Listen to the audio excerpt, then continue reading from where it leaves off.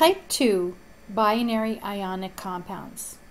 These are also going to be compounds that contain two types of atoms that form ions that are attracted to each other.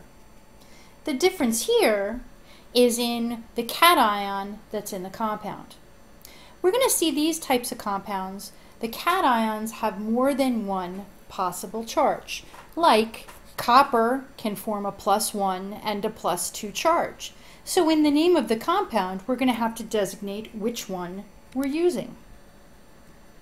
So what we're going to see are Roman numerals. The charge on the metal ion, or the cation, must be specified with a Roman numeral. So if in the compound we have copper with a +1 charge, in the name we're going to say it's copper 1. Or if we had a compound that had copper 2 ions in it, in the name we would use copper with the Roman numeral 2. Now, there is an older system for naming these types of compounds. If we look at the cation that has the higher charge, the suffix that's used is "-ic". And if we look at the ion with the lower charge, the suffix is "-us". So again, if we use copper as an example, copper can form a +1 and a +2 charge. Copper with a +1 is the lower charge, so we would call it cuprous. If we had copper with a +2 charge, that's the higher charge, so we would call it cupric. Typically, since this is an older system, it's not used very often, and Roman numerals is what you'll see most often. So let's look at some examples. Let's say we've got CuCl. All right, we know that Cu is copper, and we know that Cl is chloride. But copper could be copper 1 or copper 2. So when we go to name it, we have to designate which one it is by using a Roman numeral. And we'll have to decide what that charge is. But when we look at the compound, it tells us it's a 1-to-1 ratio.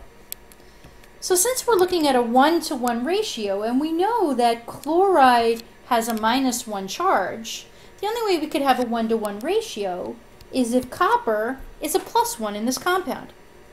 So the name of our compound would be copper 1 chloride.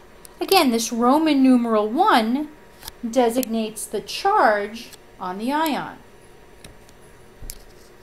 Here we still have copper chloride, similar to the compound above, except the subscripts are different, which designates that the charges on the ions are different. Well, we know that chloride is a -1, and that's where this 1 came from. So our copper must be a +2. Also, we know that compounds are neutral, so if we've got -1 times 2, that gives us a -2. So 1 times +2 will give us a +2 to make us a neutral compound. So the name of this compound would be copper 2 chloride. The 2 designates the charge on that metal ion. Here's another example, Fe2O3. Fe is iron, O is oxide, but iron is one of those multivalent ions that has more than one charge. So when we go to name it, we're going to have to use a Roman numeral. And we're going to start with what we already know. We know that oxide has a -2 charge. -2 times 3 gives us a -6. We know the compound has to have an overall charge of 0. So 2 times +3 would give us an overall charge of 0. We'd have a +6 and a -6, giving us a net charge of 0. Also, we could do that reverse crisscross. We know the 2 came from the oxide, so this 3 must have come from the iron. And the Roman numeral in the name is going to be the charge on that cation, so iron 3 oxide. Let's do a couple of examples where we have the names and we want to write the formulas. So let's say we have mercury 2 oxide. Well, we know that mercury is Hg, And we know that oxide is O. We know the charge on the mercury must be a +2. Again, it's multivalent, so the Roman numeral designates the charge.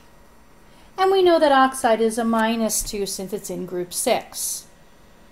We're going to crisscross these 2's, but we know we're going to have the simplest ratio in our ionic compounds. So we'd end up with HgO, mercury to oxide. Let's say we have manganese 4 sulfide. We know the symbol for manganese is Mn. We know our symbol for sulfide is S. Manganese is multivalent, so the Roman numeral tells us the charge. So in this compound, our manganese has a +4 charge. When we look on the periodic table, since sulfide is in group 6, it has a -2 charge. And now we're going to crisscross these numbers, but that's going to give us a 2 to 4 ratio. Mn2S4, and these numbers can be simplified, so our formula would be MnS2, manganese 4 sulfide.